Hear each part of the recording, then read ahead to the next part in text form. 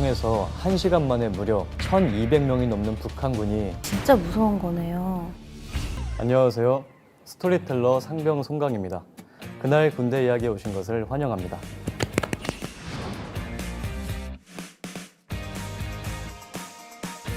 네, 안녕하세요. BBG 엄지입니다. 반갑습니다.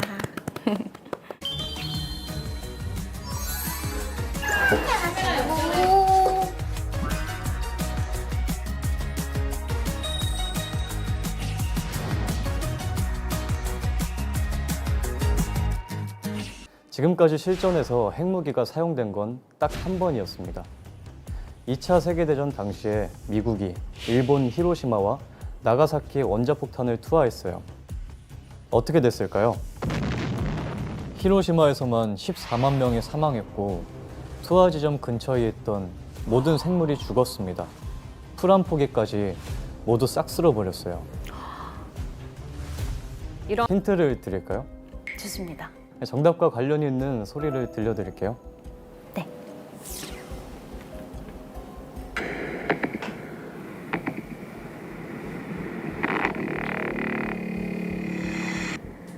약간 진동 소리 같기도 하고 땅굴을 파는 소리라고요, 이게? 네. 실제로 북한이 남침용 땅굴을 뚫는 소리예요. 실제로? 우리나라에는 북한이 남침용으로 파놓은 땅굴이 있습니다. 제1땅굴부터 4땅굴까지 4개나 있어요. 저도 땅굴에 대한 얘기를 몇 번 들었는데 약간 이거는 어렸을 때 좀 겁줄라고 하는 얘기인 줄 알았거든요. 근데 진짜 있군요. 6.25 전쟁 이후에 처음으로 남북 관계가 좋아졌던 시기는 1970년대 초반입니다. 1972년엔 우리 국민에게 통일에 대한 기대를 심어준 사건이 있었는데요. 영상으로 보여드릴게요. 네. 7월 4일 서울과 평양에서 동시에 발표됐습니다. 남북한은 이 소식을 들은 우리 국민들은 어땠을까요? 이때는 이산 가족이 되게 많았잖아요. 그래서 평생 못 보는 줄만 알았던 가족을 다시 볼 수도 있다는 얘기니까 만약에 저였다면은 너무 설레고 기대되고 되게 행복했을 것 같아요. 북한은 우리를 경악하게 했습니다. 왜일까요? 기순자의 말을 흘려들을 수도 있었지만 이 사람은 북한에서 땅굴 작업 측량 기사로 근무했었거든요. 그러면 어느 정도 좀 믿을만 하지 않나요? 맞아요. 그래서 국군은 전방 지역을 중심으로 탐색 작업을 시작했습니다. 1974년 11월에 비무장지대를 수색하던 25사단 병사들은 아주 이상한 현상을 보게 됩니다. 뭘 본 거예요? 이게 뭘까 하며 땅을 파기 시작했는데요. 그 정체는 놀랍게도 와, 그럼 아침까지 북한군이 땅굴 속에 있었던 거네요? 맞습니다. 북한군은 국군을 발견하고는 곡괭이며 궤도차 같은 땅굴용 장비를 다 내팽개치고 도망쳤습니다. 그런데 갑자기 난데없이 국군을 향해 총탄이 날아들기 시작했어요. 총탄이요? 북한군이 기관총을 난사했습니다. 3분 동안 무려 300발이 넘게 마구 쏴댔습니다. 어떡해. 땅굴이 실제로 존재한다는 사실만으로도 충격적이잖아요. 네. 그런데 더 놀라운 건 이게 그럼 실제로 새겨놓은 글자를 이렇게 사진으로 와, 이거 뭔가 너무 또렷하게 글자가 써 있어서 좀 소름 돋는데요? 북한이 적화 통일을 달성하기 위해서 땅굴을 이용하려 했던 증거입니다.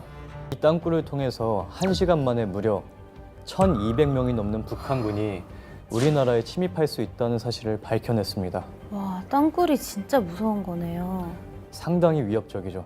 땅굴 안에는 역시 위기의 순간에 대한민국을 지키는 건 우리 국군밖에 없네요. 정말 자랑스럽습니다. 섬뜩한 사실을 하나 알려드릴까요?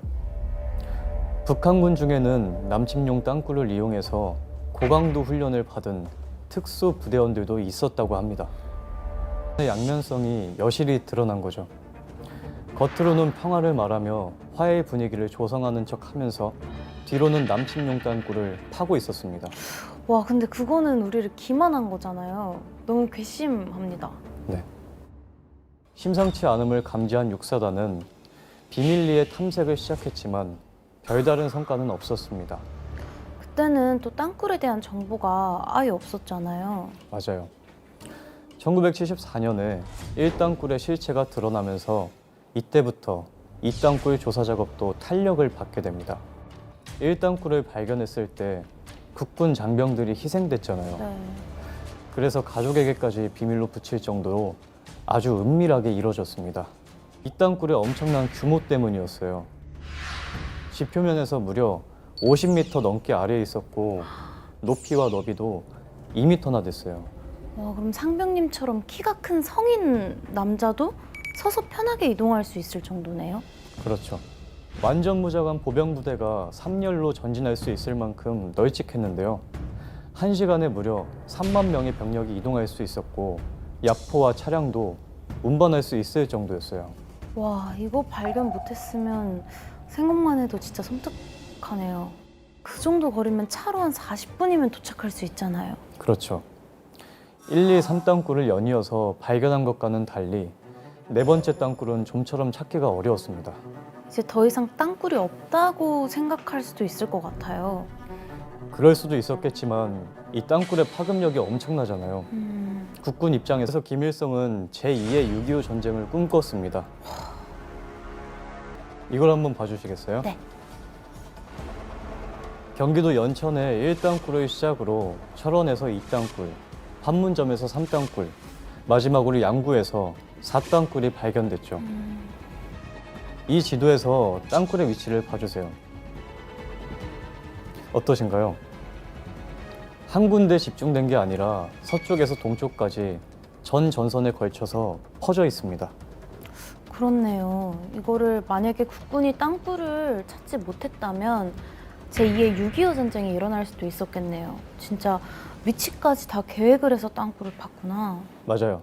지금까지 북한의 도발은 모두 의도적이고 계획적이었습니다. 오늘의 이야기를 듣고 어떤 생각이 드셨나요? 뭔가 땅굴에 대해서 어렴풋이 들은 얘기는 있었는데 이렇게 자세하고 상세하게 들으니까 조금 공포스럽기도 하고, 반면에 또 국군 장병 여러분들이 그렇게 땅굴을 다 찾아주시고 또 계속 국가를 지키려고 해주시고 있다는 게 굉장히 든든한 그런 마음이 많이 든 것 같습니다.